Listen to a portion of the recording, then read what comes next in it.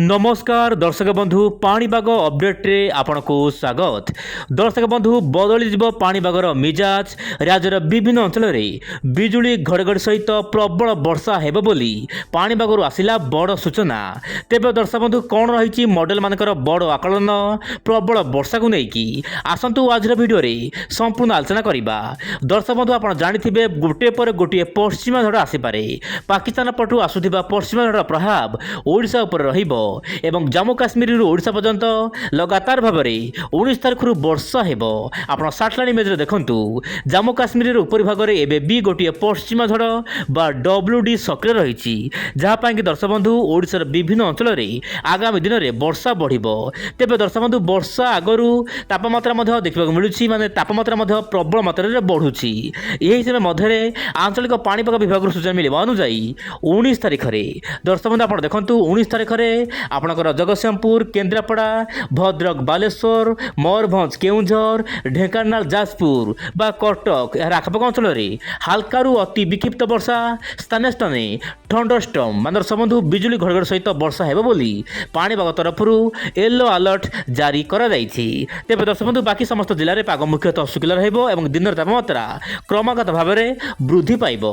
तेबे दर्शक बंधु 20 तारिख दर्शक बंधु आपणकर केन्द्रापड़ा जगतसिंहपुर ता सहित आप रोचे बालेश्वर भद्रक जाजपुर कटक मयूरभंज केउंझर झारसुगुड़ा संबलपुर देवगढ़ अनुगुल यही सब जिलार स्थान स्थाने हाल्कारु मध्यम वर्षा केतक अंचल में बिजुली घड़घड़ सहित वर्षा हेब बोली पाणीपाग तरफ येलो अलर्ट दि जाइछि। तेबे दर्शक बंधु पाणीपाग सूचना दउछि यही सब जिला मानक वर्षा हेब।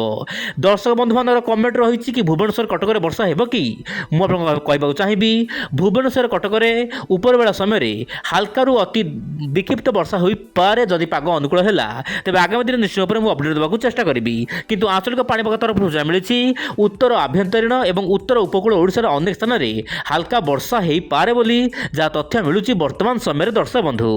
एवं दर्शक बंधु नजर पकेबा वायुर चलन आप देखो विंडर पैटर्न कौन रही जो आपंकर रही जो गुरुजा बलय एवं भी सक्रिय रही जहाँपाई कि दर्शक बंधु एवं आम धीरे धीरे वर्तमान खरा दिन आड़ को जाऊँ दर्शक बंधु जहाँपाई कि धीरे धीरे तापमात्रा बढ़ीज जितेबाला स्थल भाग में तापमात्रा अधिक रल बाष्पूर्ण समुद्र वायु आसब से समय मध्य ओडिशा रे काल बैशाखी दर्शक देखा मिल पारे मार्च मासर बोली किसी मॉडल आकलन किंतु आगामी 24 घंटा बा आगामी दिन जब देखा वायुर चलन आप देखु धीरे धीरे वायु परिवर्तन होची समुद्र यथेष्ट परिमाण में जलीय बाष्पूर्ण वायु जीव एवं उत्तर पश्चिम दिगु शुष्क वायु पश्चिम झड़ वायु आसब जहाँपाई कि दर्शक बंधु मिलन हम बा कन्वेक्शन जोन सृष्टि हेब जहाँपाई कि छत्तीसगढ़ ओडिशा बिहार ताहा पश्चिमबंगर अनेक स्थान में वर्षा देखा मिल पारे। आप मोबाइल स्क्रीन देखु किंतु वर्षा बहुमात्रा कम रहा किंतु आप पश्चिमबंग एवं झारखंड आखपाख अंचल में सामान्य वर्षा अधिक किंतु दर्शक बंधु वर्षा जो हम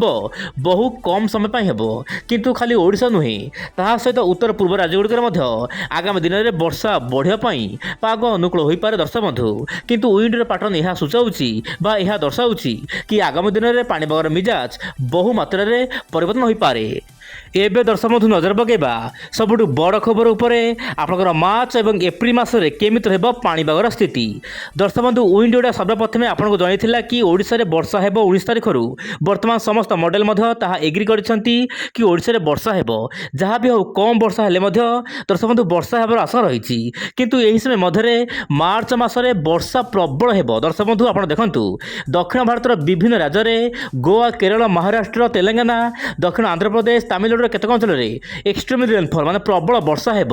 यही समय मध्य दक्षिण जो रहुची दक्षिण बंगोपसागर ता सहित अंडमान निकोबर द्वीपपुंज में मध्यम प्रबल वर्षा हेब एवं मार्च मासरे लघुचाप सृष्टि हो पारे बोली जहाँ मॉडल आकलन करुछंती। दर्शक बंधु यही मॉडल होची ECMWF मॉडल। ECMWF मॉडल आकलन करुछि कि मार्च मासरे आपनकर प्रबल वर्षा रही पारे देशर विभिन्न भाग में विशेषकर दक्षिण भारत में। सही बोल दर्शक बंधु जदि आम देखा एप्रिल मासरे आप देखंतु एप्रिल मासरे ओडिशा ମାସରେ ପ୍ରବଳ ବର୍ଷା ହେବ, ଗରମ କମ୍ ରହିବ। ଗରମ ତ ହେବ କିନ୍ତୁ ଏପ୍ରିଲ ମାସରେ ବର୍ଷା ବା କାଳବୈଶାଖୀର ମାତ୍ରା ଅଧିକ ରହିବ।